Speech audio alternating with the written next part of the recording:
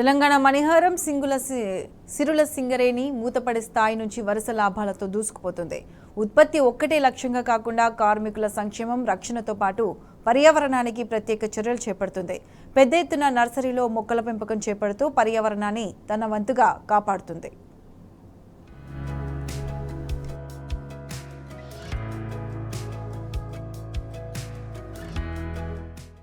సింగరేణి సంస్థ పర్యావరణ పరిరక్షణకు పెద్దపీట వేస్తోంది. బొగ్గు వెలికి తీస్తున్న క్రమంలో భారీగా వెలువడుతున్న దుమ్ము, ధూళిని అరికట్టేందుకు గనులపై అలాగే సమీప ప్రాంతాల్లో మొక్కలు నాటి సంరక్షిస్తుంది.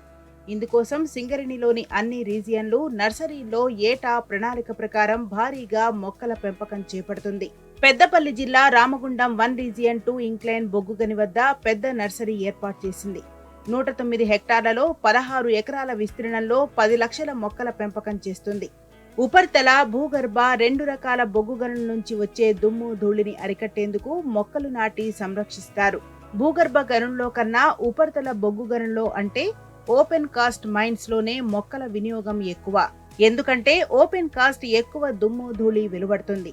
ఈ దుమ్ము, ధూళి పరిసర ప్రాంతాలకు, జనావాసాలకు వెళ్లకుండా అరికట్టేందుకు ఎక్కువగా మొక్కలు వాడతారు.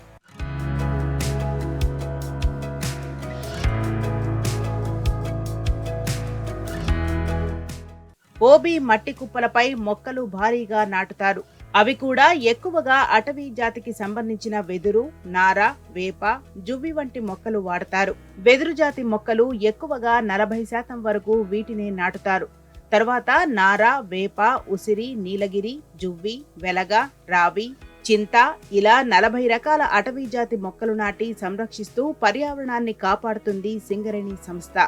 ఇందుకోసం ప్రణాళిక ప్రకారం ముందుగానే మొక్కలు నర్సరీలో 1 సంవత్సరం, 2 సంవత్సరాల పాటు మొక్కలు పెంచి ఆ తర్వాత వాటిని ఓబీ కుప్పల్లో ఉపయోగిస్తారు.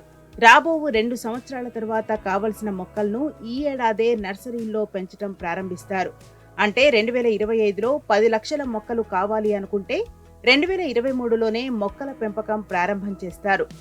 మొక్క 2 ఏళ్ల పాటు నర్సరీలో పెరిగి దృఢంగా తయారవుతాయి. అలా పెరిగిన మొక్కలు 100కు 100% ఫలితాన్నిస్తాయి. ఈ ఏడాదికి గాను 5 లక్షల మొక్కలను లక్ష్యంగా పెట్టుకున్న సింగరేణి అందుకు తగ్గట్టుగా మొక్కల పెంపకం పూర్తి చేసింది.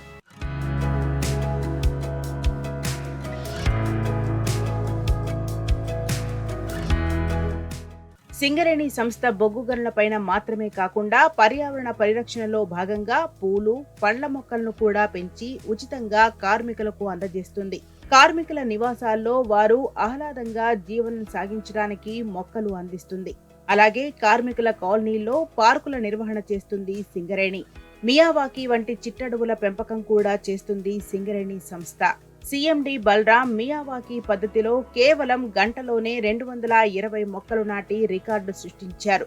పర్యావరణ పరిరక్షణ అందరి బాధ్యతని జీఎం చింతల శ్రీనివాస్ వివరించారు.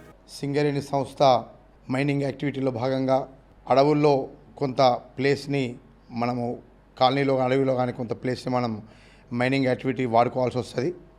దాంట్లో భాగంగా మనము పర్యావరణాన్ని సమతుల్యత సాధించే ఉద్దేశంతో విరివిగా మొక్కలు నాటుతాం.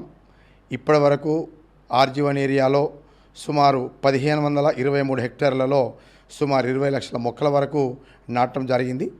దీనికి అనుగుణంగా మేము ఆర్జీవన్ ఏరియాలో జీడీకే 1 ఇంక్లైన్ పక్కన ఒక నర్సరీని మనము డెవలప్ చేశాము. దాని ఏరియా సుమారు 5.9 హెక్టార్స్, 16 ఎకర్స్. దానిలో 10,000 మొక్కలు పెంచడానికి ముఖ్యంగా బ్యాంబూ, నారవేప, ఉసిరి మరియు వేప మొక్కల్ని విరివిగా పెంచుతూ వాటిని మేము డిఫరెంట్ ప్లేస్లో నాటుతూ ఉన్నాం. చాలా చక్కటి పర్యావరణ సమతుల్యత, అన్ని రకాలుగా చర్యలు తీసుకుంటూ ఉత్పత్తి తీయడంలో సంస్థ ఎప్పుడు ముందుంటుందని తెలియజేస్తూ ఈ ఏడాదికి గాను 5 లక్షల మొక్కలను సిద్ధం చేస్తూనే వచ్చే ఏడాదికి మరో 5 లక్షల మొక్కలను రామగుండం 1 రీజియన్ నర్సరీల్లో సిద్ధం చేస్తున్నది. సింగరేణి సంస్థ ఒక్క బొగ్గుగని ఉత్పత్తి లక్ష్యంగా కాకుండా పర్యావరణ పరిరక్షణ, కార్మికుల సంరక్షణే ధ్యేయంగా యాజమాన్యం అన్ని చర్యలు తీసుకుంటుంది.